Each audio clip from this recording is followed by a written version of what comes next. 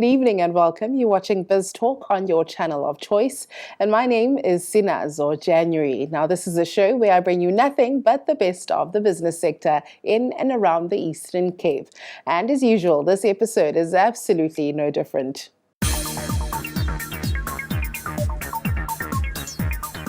And welcome back from the ad break. If you've just joined us right now, we attended an event that was hosted by the NBI where they were speaking or celebrating rather the collaboration between businesses as well as our Eastern Cape government. So let's go and have a look. So we'll get into the purpose of this session and the setting of the scene from the Deputy Director General of the Eastern Cape Culture Province, Mr. William Lokoti. Over to you, sir.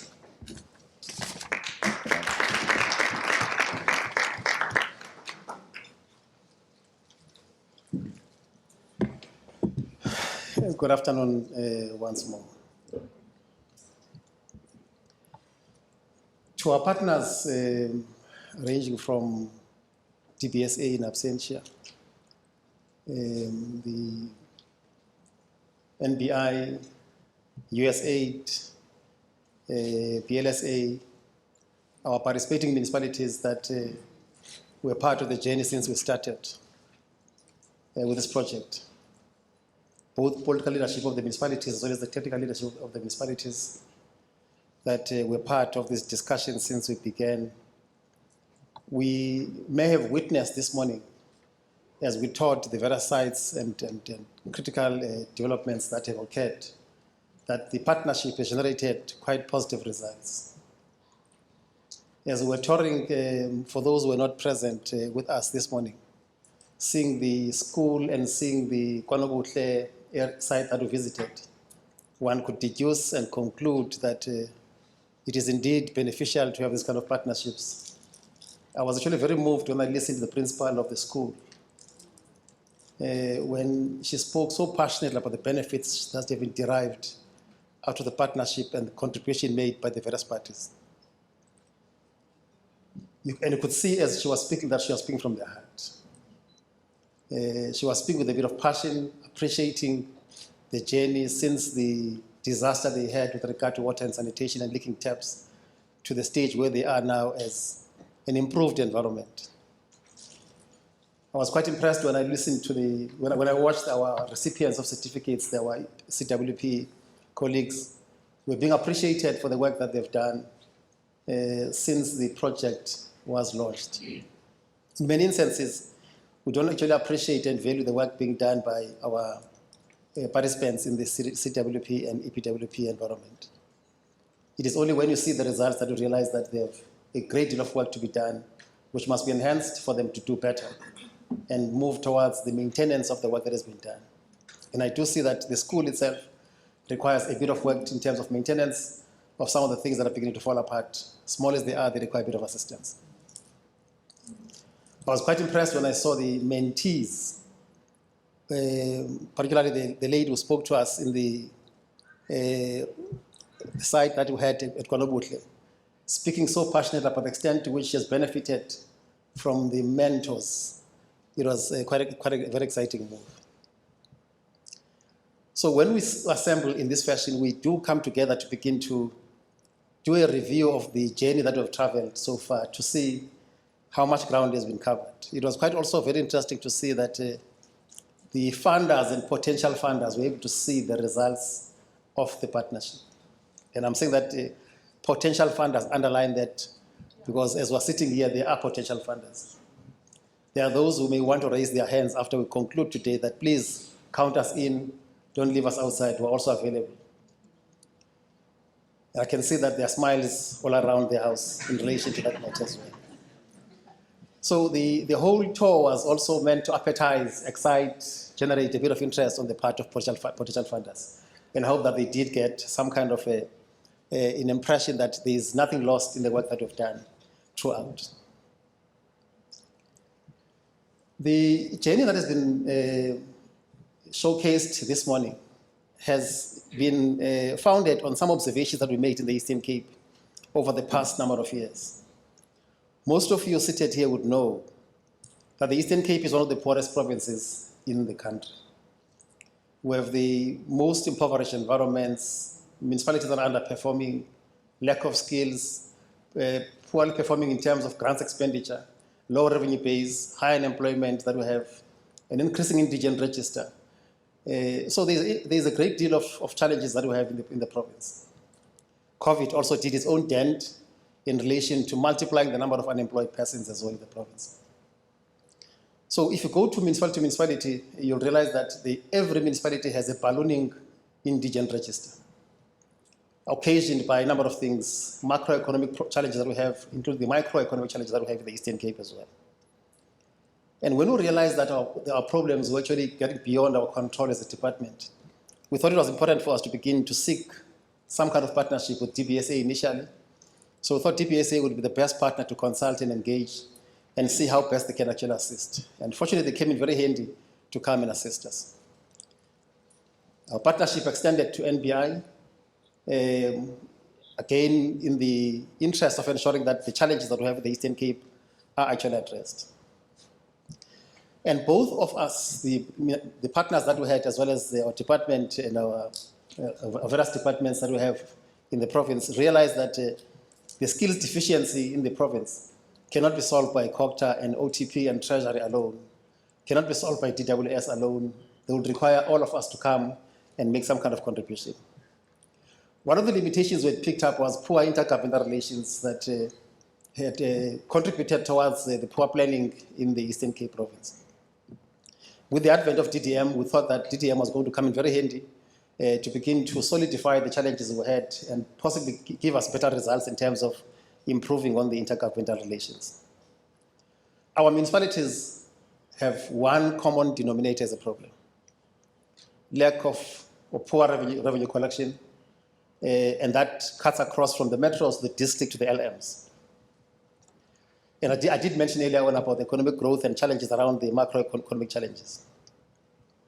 So in our focused attention and our agreement in terms of what we wanted to do, we then thought it's important that we must focus on a few areas. We thought it was important for us to look at the infrastructure development and maintenance as one aspect that must be attended to. We thought it was important for us to look at specialist transformation as well. We actually ticked that box as well. We also felt that it was important for us to look at financial management after having observed all the challenges we have in the Eastern Cape.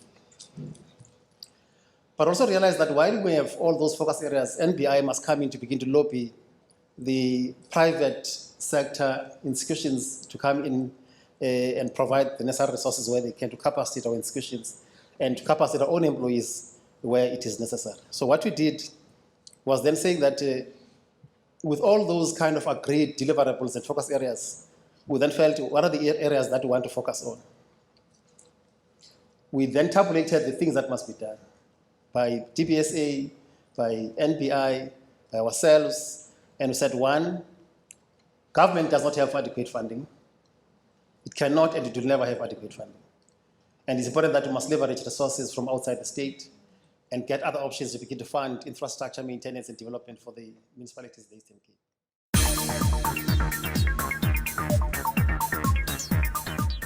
Right now, let's take a quick ad break, but we'll be back right after this.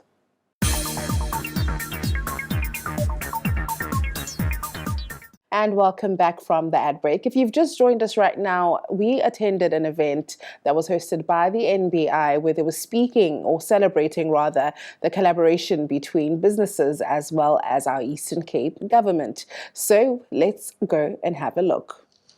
The visit to the school this morning, and I think the visit to the pump station, also showed that the importance of skills development, which is embodied in just about everything we do.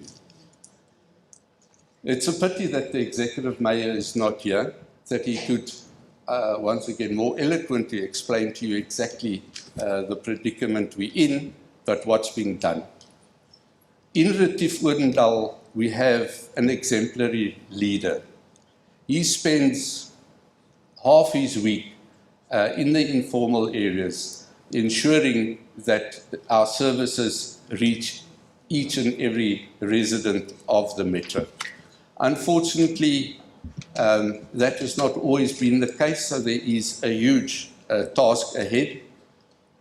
But I think with the assistance of the city manager, who is really coming to the fore at the moment, the projects are coming to fruition and we are getting to each and every resident that we can.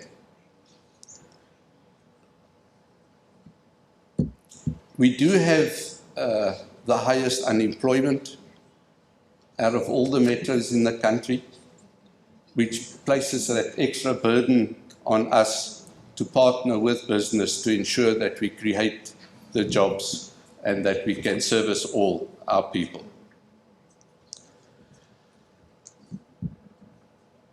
Besides the money that has been spent, a number of the projects that you heard about this morning at the pump station as well has come to fruition. The boreholes, Mr. Martin touched on about the 4 or 5 big borehole projects that has come around. Hopefully by the end of this month they will all be operational and we will get that extra 30 megalitres per day from those boreholes as well. We are constantly being reminded about our water leaks, which is a challenge. But since the beginning of this year, we've fixed more than 7,500 water leaks already under the leadership of Mr. Joseph Chatsiri. Okay, Program Director, to assist you, to not stand between you and lunch. I think from my side, the biggest achievement today, as mentioned this morning by Mr. Plaatje, is the social compact that exists. This compact that shows the working together of all 3 spheres of government, business, NGOs, and we have a multinational aspect as well represented by the Consul General and USAID. It shows how everybody can come together, can work together and assist in time of need. And we really are in a time of need in our metro. For those that went to the school visit this morning, I'm sure you were just as impressed as I was. As the political head for water in the metro, it's embarrassing to say I wasn't aware of that program. So it was doubly impressive for me to be there this morning to see what's being done. So I want to say once again, congratulations to those that got certificated this morning. And I want to say thank you very much for the work you're doing. The work you do is as important as any other project that we are tackling at the moment in the metro. So thank you for that. I think you are all ambassadors for the motto that says water is life and sanitation is dignity. And that is what we have to work towards, and I'm sure that you take that message with you into the communities where you come from. Then we visited the Kwanebushle pump station, and you met some of our officials and engineers that make those projects feasible. It's one of few projects that have been implemented over the time. I think we were all impressed with Sisipo's eloquency this morning, and someone said that they're impressed with how brave she is. You must see how brave she is when she has to face the angry EMEs on a weekly basis.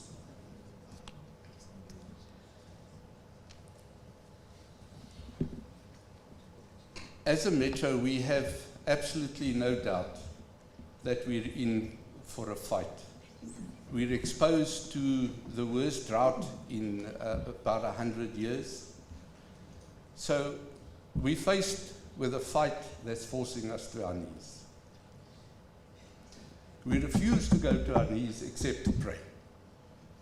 As a metro, not only from the council, not only from the officials, but every single resident in this metro is up for that fight, and we won't surrender.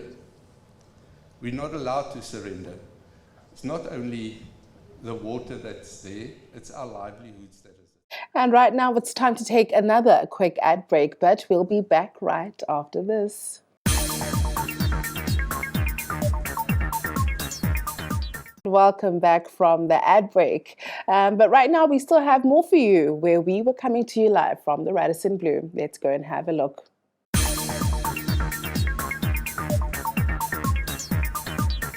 Good afternoon. It's an exciting day for us, and we are very happy that we can now at this juncture look back, reflect on all our hard work and see the impact. So thank you to the dignitaries that accompanied us to the sites to see exactly the work that we've done. Behind me, you'll see while I'm speaking, there will be a presentation just on the other sites that we could not visit, just to give you also better insights what has been done. Let me just also take this opportunity to offer an apology for my CEO. She had to leave. Her flight is about to leave, so please accept her apology. She's been in the office for 1 week only. So, and I do really appreciate her coming all the way to be part of this. So mine is just to really acknowledge the stakeholders. What we have achieved in this province is really, really, in my book, phenomenal, where we could see government coming together, all different organ of states. We have seen business coming together. We're moving towards a united front against all the social ills that we are experiencing in the country. So the NBI was tasked to implement this program, which is called TAMDEV, Technical Assistance Mentorship Development, of whom I'm heading up. I'm the head of TAMDEV. It's a job summit program with a specific mandate of strengthening the capacity of the state. So we designed a model and we tested it here. What we've seen today was the first pilot of this TAMDEV program. We are all over in the country, but this was our first program where we tested the model of transferring skill by using actual projects. And that required buy-in from business, commitment, resilience. That required the young grey-haired, I call them the young grey-haired mentors, to come in with a heart to give back to the country. And I here want to acknowledge Mike. Mike, thank you for coming. We have Mike McConnell, who's been with us for quite some time. So Mike's role is not a mentor. Mike's role is very peculiar. He helps us match the mentee with a mentor. We know that sometimes you look at someone, you don't know the person from a bar of salt and you don't like the person, or you like the person. But Mike helps us to put the personalities together, so which is part of the tool of how we do this. And Mike, thank you for being there for us all. We also have with us Lita, who is our external monitoring and evaluating expert. Lita, we know it's very difficult for us to give reports. Like Buzi said, the reports sometimes cannot capture what is happening on the ground because skills transfer happens both in the technical as well as soft. And then we don't know how to write. How do you say this mentee has gained so much confidence? How do you prove that? So we have Lita, who is a specialist, and she's been with us for quite some time, help us put those reports together. So the model was initiated because of our agreement with DBSA, and we want to thank DBSA for bringing us to the province. By the way, I'm born and bred here, so they didn't bring me here, but anyway. So working with the Eastern Cape COCTA, where we, through the office of the COCTA, managed to reach out to all the local municipalities, and we found COCTA to be a solid partner. Thank you, COCTA. We really appreciate. When we established the PMO, we used COCTA as our basis. All our projects were managed through the COCTA PMO. So we want to thank you for opening the doors, for allowing us to come in as business. We have with us the business community supporting us here today. Thank you for coming. Thanks to all our funders, Buzi, really, it was a leap of faith. You know, you committed to this for 3 years. Olivia, thank you so much. Because of you, we could test the model, and now we're scaling. and we can see the impact. Yes, it comes with the challenges, and like the DDG said, there were some failures, but it's something that we're really passionate about. We believe with you that this is a tool to make a difference. The municipalities, our mayor, for opening your doors. And I want to thank especially let me come back to the funders, the USAID, PepsiCo, Vodacom, Grandforce Foundation, Aspen, Checkers, all those, and especially the chambers, Justine, for keeping us, in this partnership, helping us with the schools, adopter schools, where we could work with the chambers, and especially also this metro. Barry, your team, thank you. Barry spearheaded the relationship with the metro, so thank you so much, your team. The O&M, operations and maintenance team, the communications team under Mr. Soyaya, with our mentor here, Annelies. We have our mentors here today. Mr. Frey, Kali is our engineer. Mr. Frey helped in the PMO. We have Mani in financial management, and Dave, you've met the other Dave.